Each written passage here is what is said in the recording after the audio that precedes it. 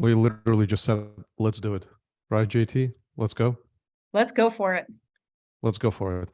Um, how to introduce this episode? I was thinking quite a bit about it, and we have all of our innovator audience that's listening in, right? We see this emerging market taking place. And those that are joining the conversation as guests, they each one share further and further, kind of here's where it's headed. JT, I'm going to make a case you are a unicorn innovator, and there are so many levels to you being a unicorn. We're just going to start with that. The one thing before we begin that I'll set is I was thinking, how do we measure success of this episode? I've been asking more and more how to define things, how to be very intentional. I think it would be that we accelerate the emerging market with our conversation, which will be, is the head of HR the internal CMO? Okay, so that's the backdrop. JT, I'm going to make a case for you being the unicorn, if you don't mind, just reflecting on a few things, starting with 15 years in Silicon Valley, HR executive within technology. Mm-hmm. What have you seen? Holy, we could probably do multiple episodes just on this. What have you seen? I mean, it's been an amazing journey. I watched it from afar back in Boston when it was the heyday of 2000, and then came into play in it. And boy, has it changed. It has gone through different cycles of macroeconomic situations and crisis and wars and COVID. And it's still a very resilient industry, but it's one that the pace has changed at a lot. The pace of change is dramatically faster, and Sure. you have to keep up with that. Just like this generative AI stuff that's going on now it is fast moving, and you even have executives saying, slow it down.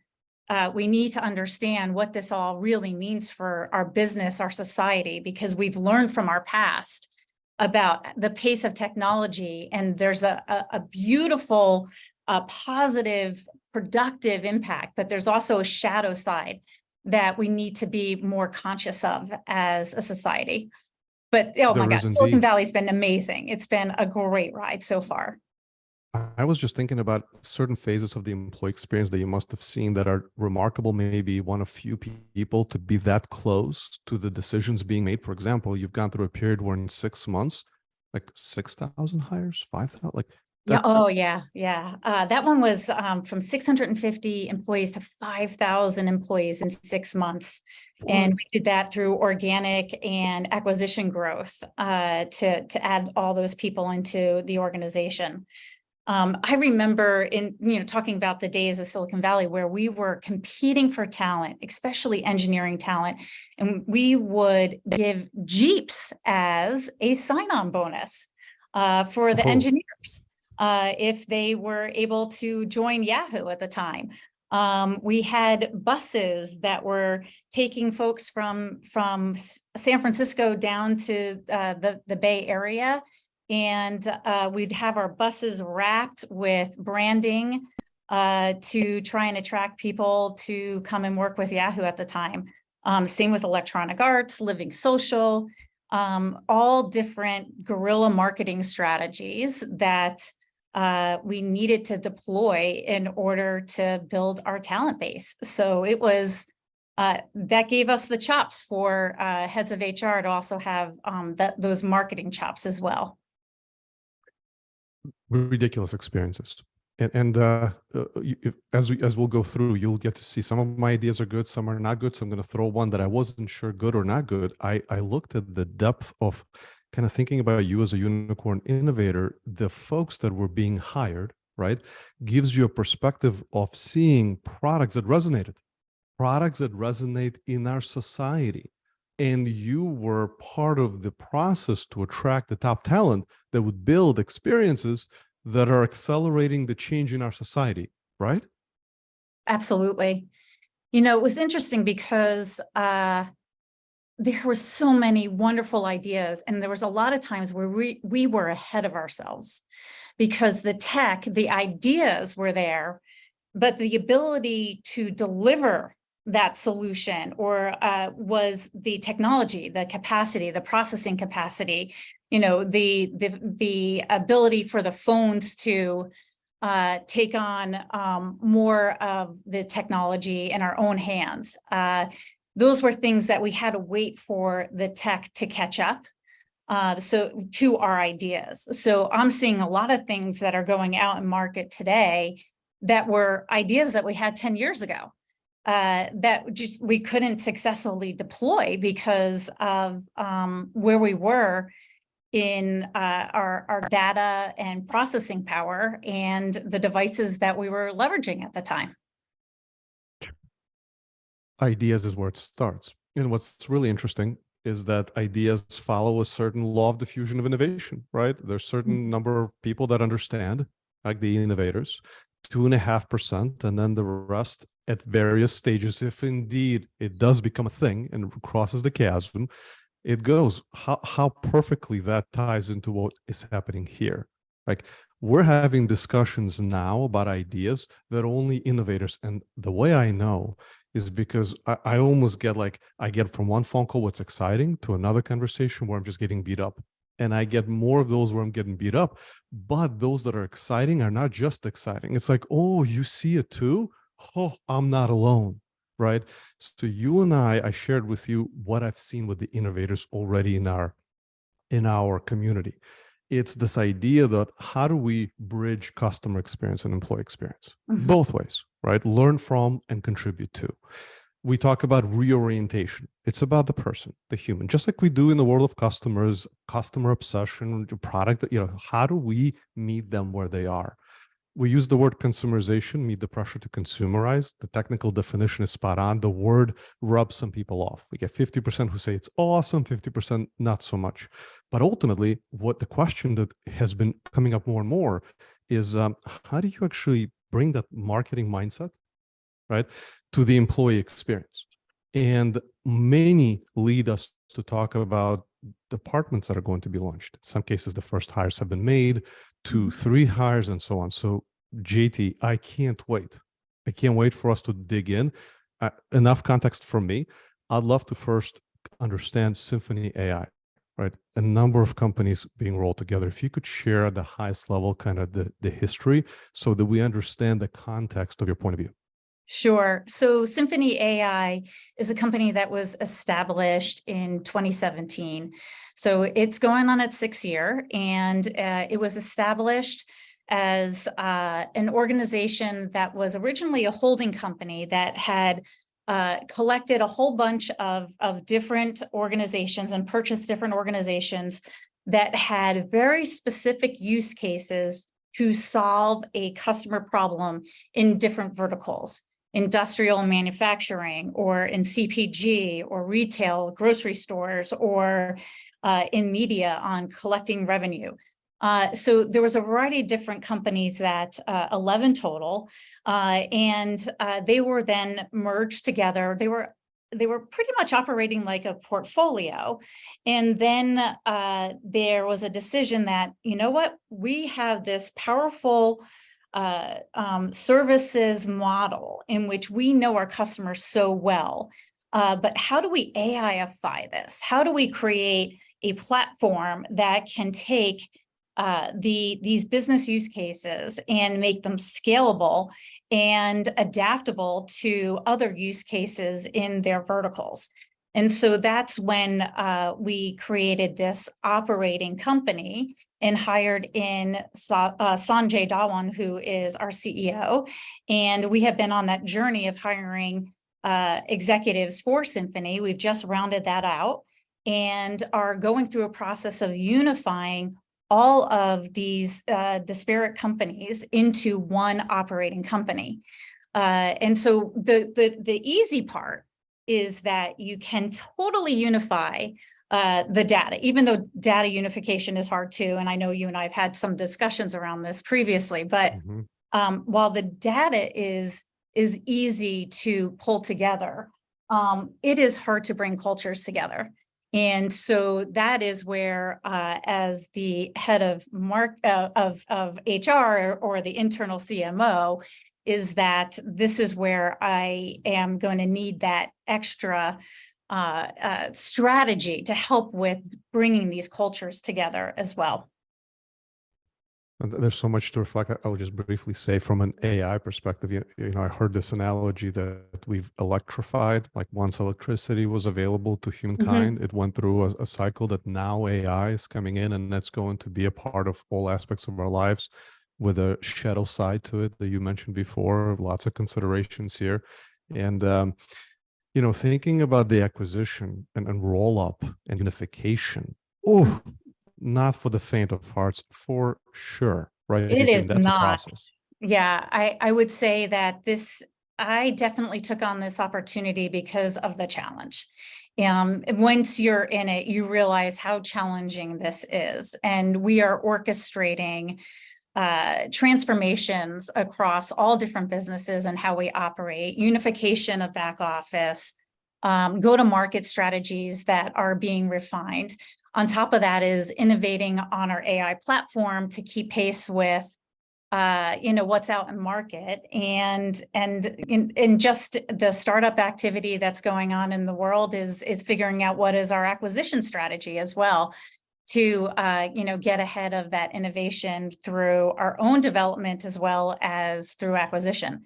So we're very busy, and it's one where, when we go back to the original content of like, okay, the CMO is responsible for getting that, or even just Yahoo or Silicon Valley. It was always about getting the right content to the right person at the right time so that we could get a sale, right? And that's what, we need to be thinking about when we're dealing with our employee base and this whole integration. Is how do we get the right content to the right employee at the right time to activate them or to electrify them into purpose and delivery of either a product or a sale, or just supporting the business to be successful. You're literally the next place where I wanted to go is to make sure that we create a clear bridge from customer experience, from the world of marketing. And marketing means different things to different people. So Yeah. you giving us the definition for this conversation, delivering the right message, right, at the right time in order to trigger behavior. Sure, sale awareness, but could we translate that to internal change of behavior? Right? And what aspects of the behavior? You mentioned culture is incredibly important with what's next, right? If we take that marketing mindset and we ask the question of what aspects of the employee experience where culture shows up, that we, from a marketing mindset, can ask the question, how do we show up in the right time with the right message in the right place? And I want to open up the conversation here because I'm curious, do you think onboarding, do you think performance management, leadership development, what areas, what aspects of the employee experience that you're defining to go after and prioritize as you think about introducing this marketing mindset? It's everything, honestly. And it's even before they become an employee, from your employment brand and creating that brand awareness and how the talent marketplace experiences your brand, or what conclusions they come to based on what's out there around your brand, to your point of just the entire life cycle of onboarding, to getting them set up to 30, 60, 90 days, their day one, all the way through performance management. There's promotion. Every single touch point has an opportunity for us to think about, what is that experience going to be? Is it going to be automated? Is it going to be something that is personalized? Is it something that will nudge the manager to ensure that it's engaging for the employee, and also that it is valuable to the manager? So that you can orchestrate the entire employee life cycle. What I see today is mostly focused on the employment brand aspect of things, where and a little bit on the initial 90 days. But it can go the full spectrum of consideration. And it's just about where do you want to, where is your organization as well as your HR capabilities and technology available to you to start doing these things. There's there was somebody who works on my team that uses it's like a concierge service, or that you're anticipating their next step, and we're prepared for what those next steps are in order to serve up that right content at that right time.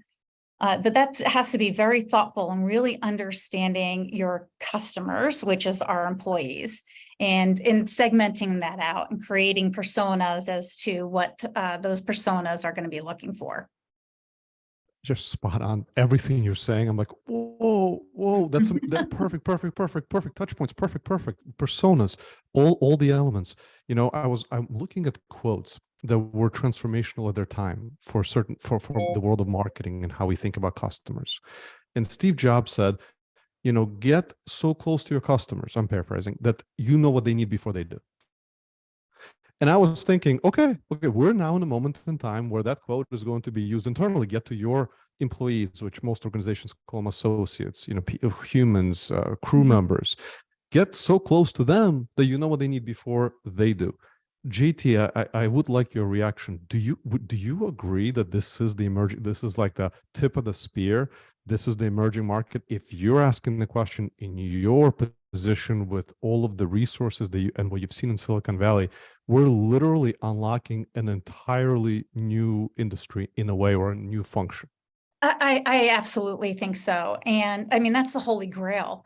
And if you can understand, what your employees need, and anticipate that prior to it ever being surfaced, you've got a highly competitive advantage of really continuing to engage and keep them productive and happy.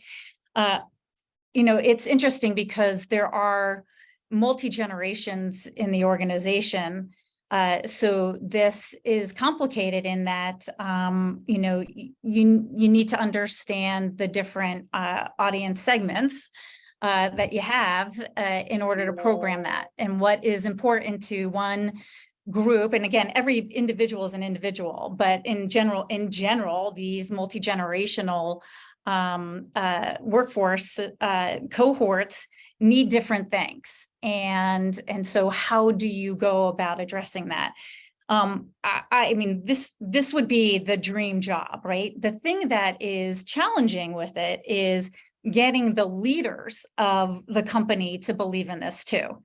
They definitely push it for their for their customers. We need to know our customers, customer centricity. And how can you translate all of that energy that they are learning about their customers into the same motions that need to happen on the HR side for employees? And that's where you can do a lot of work, but you need the buy-in from leadership to embrace this. And sometimes they're not, and then you're going to have to innovate, and you're going to have to pilot and prove things, and kind of go through that whole innovators, cycle of getting some early adopters to eventually, get to that mainstream adoption of a program. So let's spend a few minutes talking about how to get that buy-in, and I'd love your opinion on a theme that's coming up over and over again with guests. And then let's assume we got it, and we're going to start to go deeper into it. What would it look like? What are the steps involved in building these internal capabilities? What I have heard is that the approach of what marketing did many years ago to justify bigger budgets. Marketing isn't owning the relationship in organizations, right?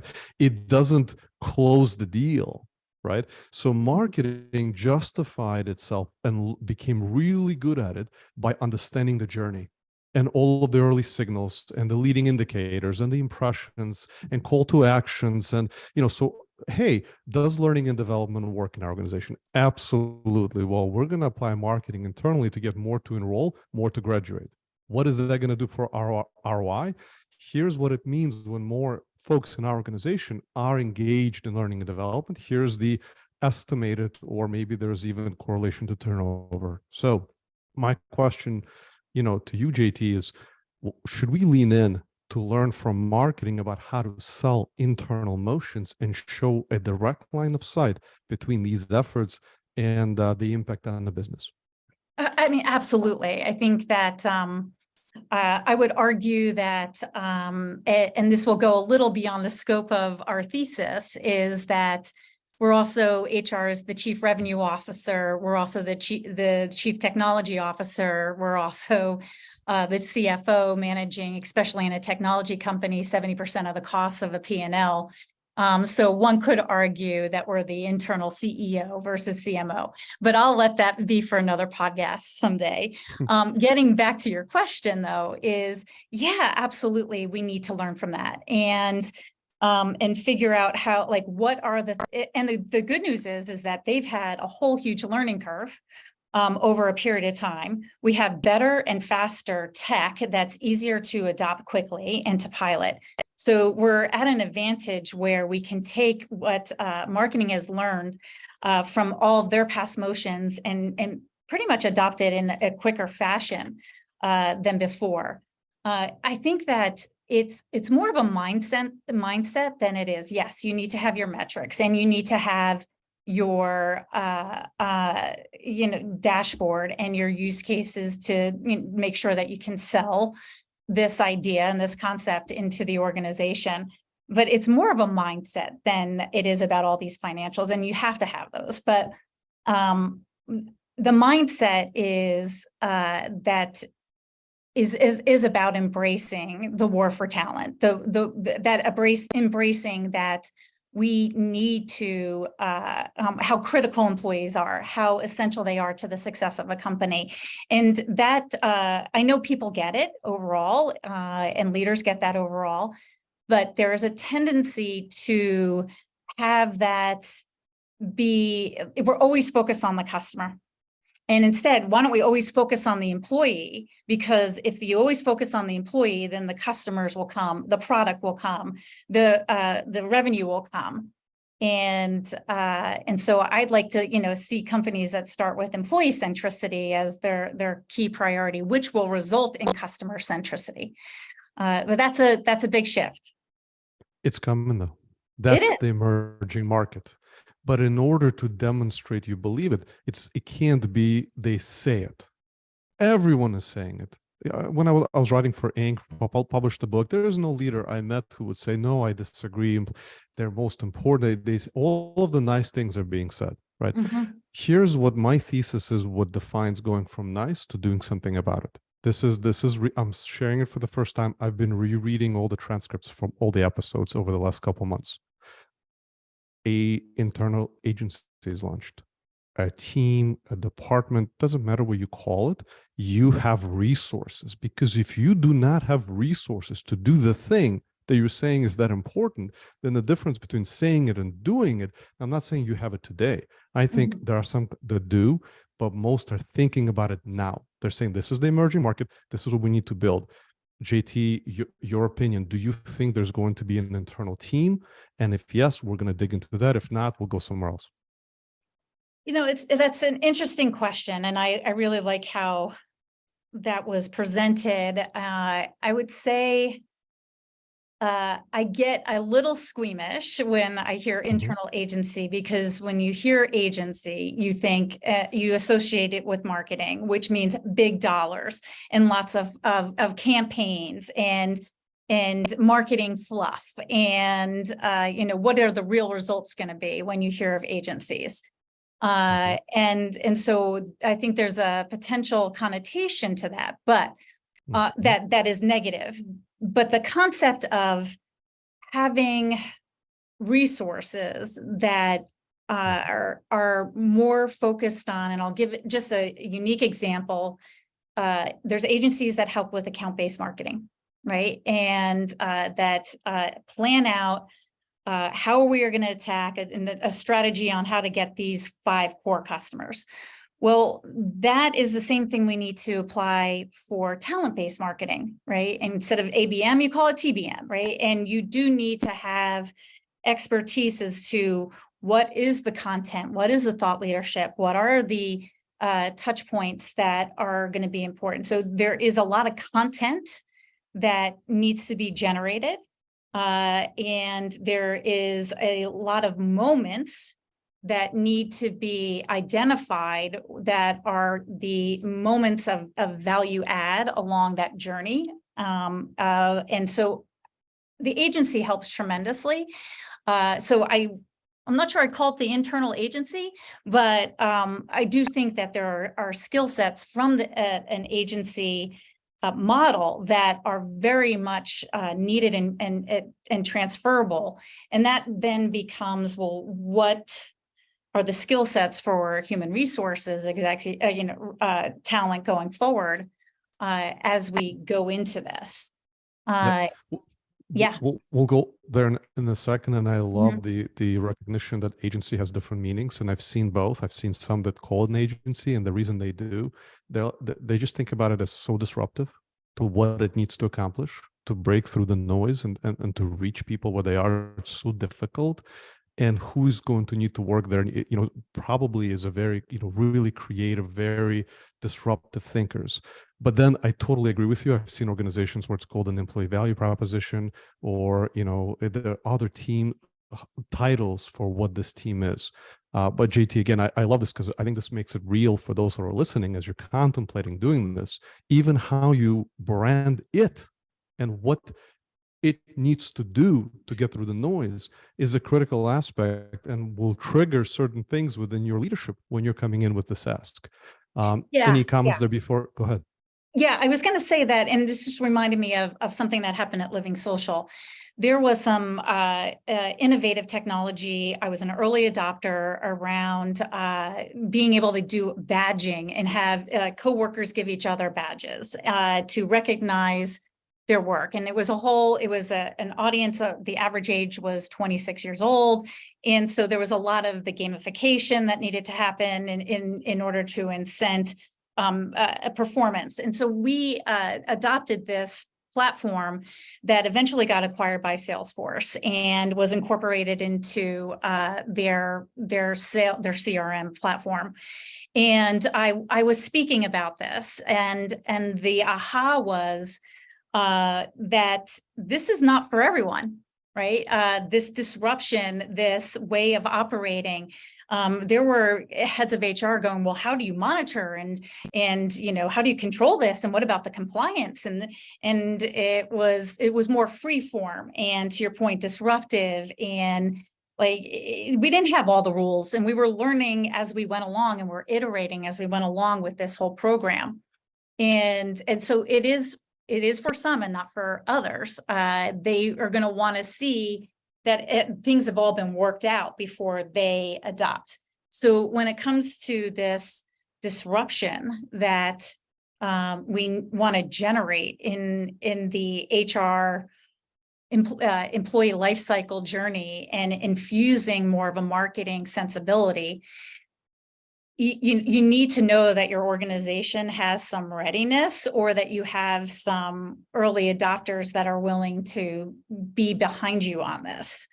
And so that is, again, I know we talked about it, but I keep going back to that a little, and thinking about how I've been successful and how I've also learned, oh, this is just so not going to work here. This is the linchpin. Like, this is super important for everyone who's listening in, whether you already have a team, you're in discussions of having a team. Even if you have a team, everyone I've talked to, they're wanting to scale it, add more and more capabilities to make it more and more effective. We don't yet know what the ultimate size of that team is going to look like, or its composition, right? Because we need to monitor the impact. We need to make sure that it's moving the needle on business goals of the organization, solving the burning platforms. We know it's only a leading indicator. It won't be absolutely direct and overnight, but the more we learn, the more it's going to be fueled. So I'm I'm glad Yeah, we and you went have there, to be Katie. comfortable with failure, right? That is something that we must, the head of HR, the client that's taking it on, the organization, we need to be comfortable with learning and iterating and failing and chalking that up. So those are also attributes that are essential as part of that motion. And that is part of the marketing world. You pick an audience, you run a campaign, you fail fast. It was actually funny. We had Vince on a couple of days ago, actually, a CMO who said, "Is employees the last audience? Have we pointed marketing to all other audiences in politics and education and governments and every other aspect except the place where they spend majority of their time?" Right. And in that marketing will be all about learning, just like little experiments. Did this work? Did this not? Did this work? With this piece of content in this moment, we're going to be asking questions of channels. Where are we even reaching them? Do we think they need another email? I think the answer is no. No. Yeah. And not everybody's on email anymore. And that's also that's a baby boomer thing and a Gen X thing. We have to be accessible through WhatsApp and through Slack and all the different channels. As you mentioned, there are plenty of them, but there's also information overload, right? And there's just too much consumption of a small amount of data in a high volume way that it's hard to break through the noise and to make sure that we're getting the right messages, the right time, right channel, and it's a one size fits one for individuals and for organizations. Nailed it. Mm-hmm. Just for that specific individual. So let's, I know it's going to be difficult. Let's start thinking about this internal team. That's a compromise between an agency and a department. We're just going to think about it as a team. And the way I think about what the team needs to, these are my words. So you can react to them, or we can start talking about the dynamics of the team. I've been pushing myself to simplify. We start with data that you and I already discussed. On the other side is another word that you had already said, which is a nudge. That's between data and nudge, and it's iterative. There's more data from the nudge and so on. And, biased alert for most of you already know, I'm in the nudge world, right? A technology company, it's 6 years, millions of nudges. I believe nudges is the only way to get someone's attention. So first, maybe you're like, hey, how do I migrate data to nudge? And then what is the team? How do we start thinking about their skill sets? Who's most important, to start with? How do we start giving it shape? That is a big question. But Huge. It is huge, but the nudges is what is going to help with the getting through the noise, right? Okay. So that helps with breaking it, and especially if it's coming from a credible resource, source to help with the nudge. Some nudges could be annoying, right? And a fly in the ear that you're swatting away. So you want to make sure that one is when you're designing these nudges, and I would say that you can do that throughout the entire life cycle. But the coolest thing is with AI that there's a lot of predictive data and analytics out there that can help us with creating these warning signals to help with nudges. So, an example, I'm just trying to think of an example where having an employee who all of a sudden is maybe in the team health of the Scrum team for engineering, where you take health surveys and you're seeing sporadic ratings, is that gives you some analytics as to what's going on with this person, and nudging the Scrum Master or their career coach to say, hey, can you connect with them and make sure that everything's good? Like, is something happening? with them that's maybe distracting for their unpredictability, and you find out that it was, oh, it has to deal with a person on the team. And then it's looking further into that. And so you can use a lot of data to help with exploring and personalizing peeling back the onion. That those are nudges along the way too, that you can give to a manager to help with the engagement and understanding and personalizing the interactions that you have with your employee. So true. You look at every aspect of the employee experience and you ask, how do you improve it? Right? Whether it's performance management, whether it's the relationship between manager and employee, whether it is on the learning and development side, product launches potentially. Someone is sick and coming back, their first days. It doesn't, like, if we start to look at moments that matter within the employee experience with a marketing mindset in mind, and then start thinking about really cool and amazing content that would get their attention. Like, we know it can't be click here, go look at our video arsenal of 1,000 videos, find the one that you would like. It's only 45 minutes. Have a good time. You're welcome. Like, that's not going to do it.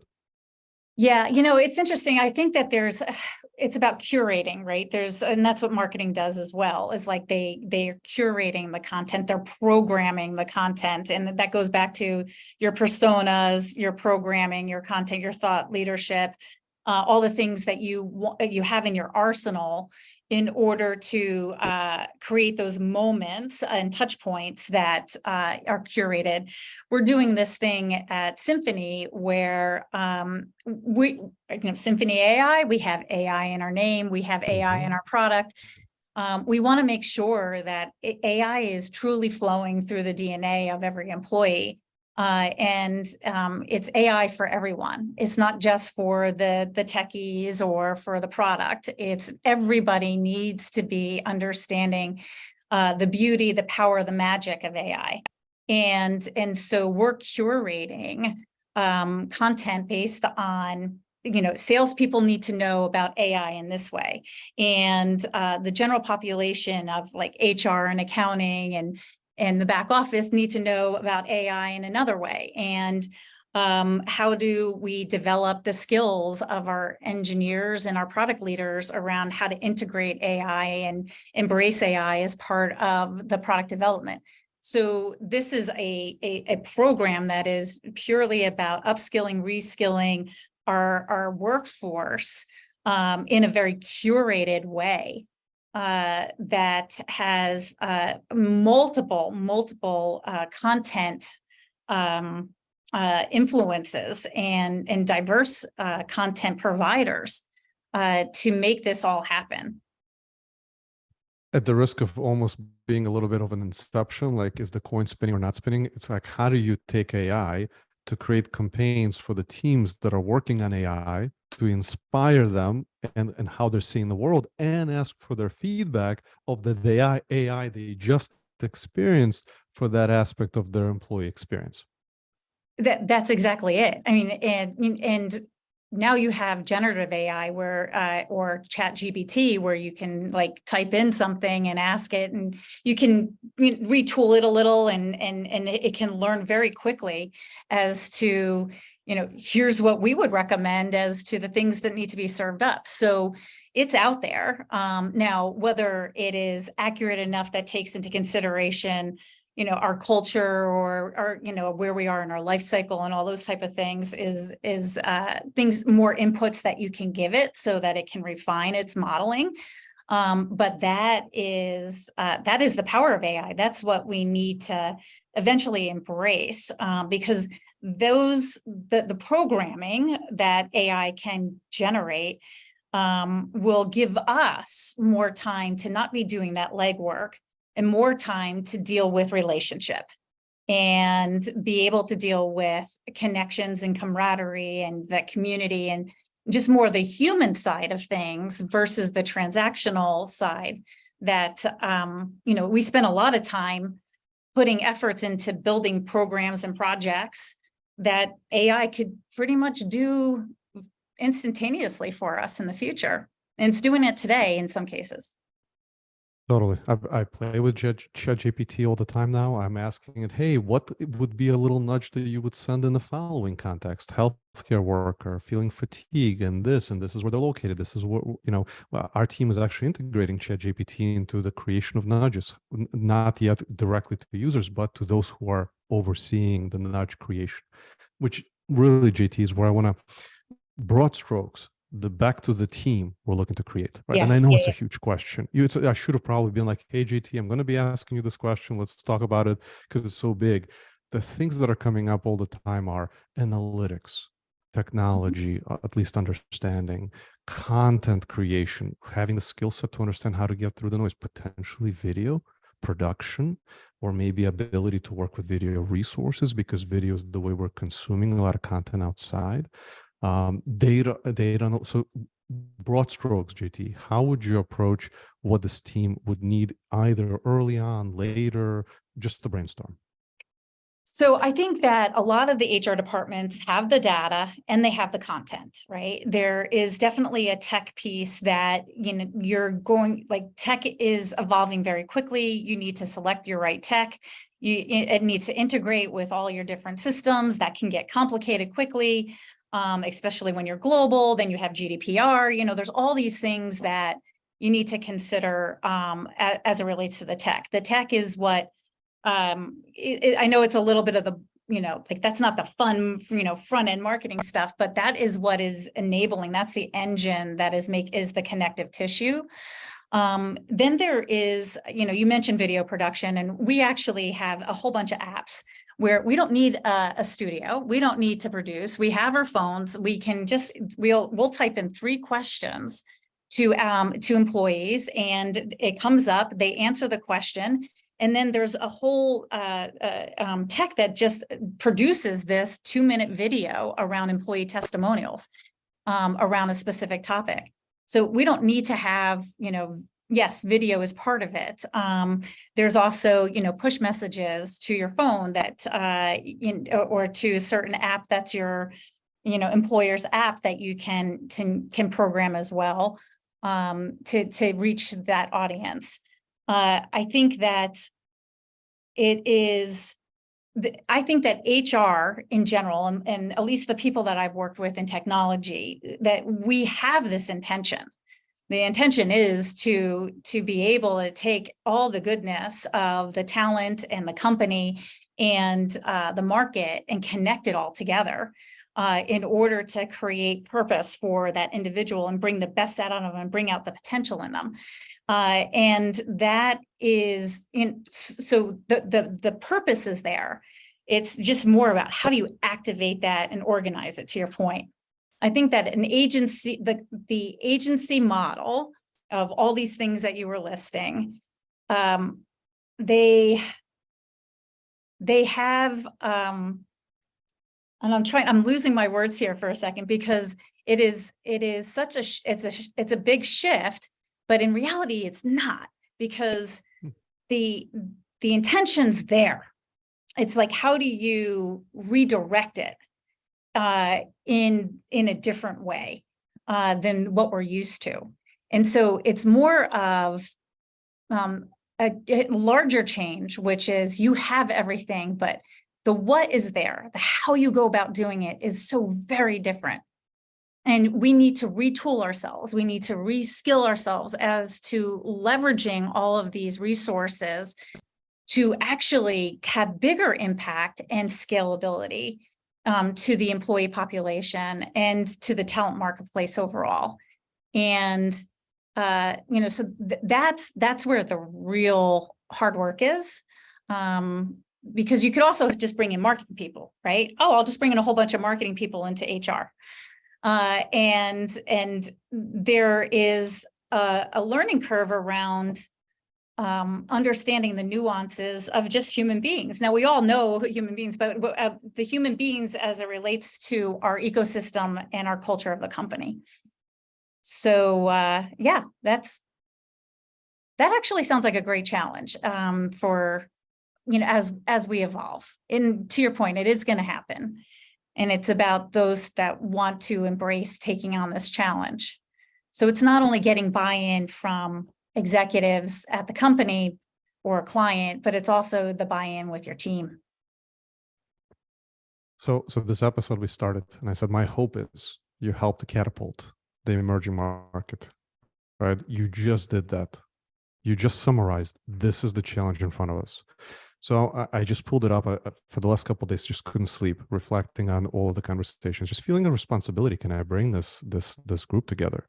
So that if this is coalition, network, association, I don't even know what it would be when we get to it. What is the vehicle by which we do this? We bring together the folks. Its purpose, super thesis. I kept coming back to humanize the employee experience, and its mission. I was looking at the words as you were saying them. I was like, no, I think JT's words are better.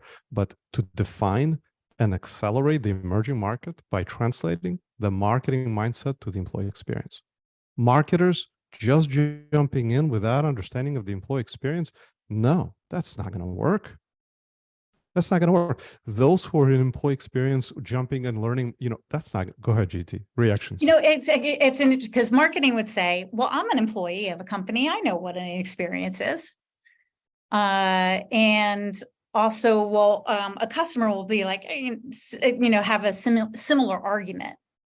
And there is some truth to that. Yes, you had an experience, but you're one of a function that there is, again, those different personas of an engineering or a manager or a generation that are represented in the organization. And we have to consider all those things. It gets complicated quickly. Totally. Yeah, but I love, that coalition, sign me up, right? Because that's where that's where there's great thinking. There's the possibilities. I know we talked earlier when you talked about the innovators being about 2%. And I was thinking about that going, well, I think it's got to be more now, because the workforce that has embraced technology, that they've grown up with it, they know the power of it, they have a lot more ease and understanding of it. And the older generations, we've had to learn the tech and the power that it has. I think that there's probably more that understand it now than in the past that can lead this transformation or evolution than there potentially were in the past. What I always say is that I'm solving for the EQ piece of the equation, but there is a lot of the tech that enables that EQ. And so I think there's going to be more innovators out there that have these great ideas that we can harness. They're probably going to be more at the transactional level, but then it's like, how do you create a more I don't know, human, a human part of the equation, because I think that the early adopters and the digital natives that are coming into the workforce today totally get it as it relates to all the connective tissues and the applications and how it all works. And they have to slow down a little to understand how humans work, not just how their apps work. Nailed it. And you even used that word. I was hoping like that word is not going to come up, because if I feel that word is accurate, I'm not going to sleep at all. You use the word revolution, right? Mm-hmm. Because on the other side would be what? Happier people, right? Happy that are doing better work, like foundationally. This could be transformational. Yeah, I mean, look, we have to have fulfillment. We spend a good portion of our life at work. And yes, work is being redefined as to where we do it and how we do it, but we're still doing it. And we need to have that part of our life be fulfilling and not only just result in paying the bills. There's more to it. And when you're experiencing that, you are just a happy person or a grounded individual who can focus on other aspects of your life as well, and create that balance. So yeah, it would be nice to have that. And we recognize, look, there's always going to be an indexing of times where there's an imbalance of those things. And that's where even AI can recognize it too, is when you are having those imbalances and then being able to program, how do you get that balance back? Audience innovators, you decide, is JT the unicorn of innovators or just an extraordinary innovator? But JT, I'm grateful. I'm grateful at all levels of this conversation, and it hits so many, and it's so timely. Just thank you. Well, thank you. And I'd say that there's a lot of great unicorns out there. I think there will be a whole bunch of unicorns that are going to be riding into Silicon Valley and into the HR world to help with. And I know a lot of my colleagues actually embrace, taking marketing concepts and how do we apply that into our profession, and even the CXO for customer success as well. As to how do you nurture, set up, implement, continue to seed and grow the customer base to get higher ROI out of that and create a partnership in that journey for their success and for the individual success. So there is a lot of transformation in the function overall for HR. And like I said, I would argue that we have lots of transformations in a variety of C-level areas. But marketing is the fun one, and it has a lot of creativity. It has a lot of opportunity. It's where I know I get a lot of flow, and that's like the fun part of your job of talking through these things, and then figuring out how to make it all happen. So I do appreciate listening to you, and as well as sharing some of my thoughts, and look forward to seeing what comes of all of this. We're going to move fast. JT, you just pushed us, you propelled us forward. So thank you. We got to do this. We totally got to do this. Now's the time. Now's the moment. It's everything's going in that direction. So embrace it and be curious around it, and see what you can do, and do it in little chunks here and there to see if it can work, and that it works with your company and your style. Innovators, let's do this. JT, yeah, definitely. Thank you. Over and out.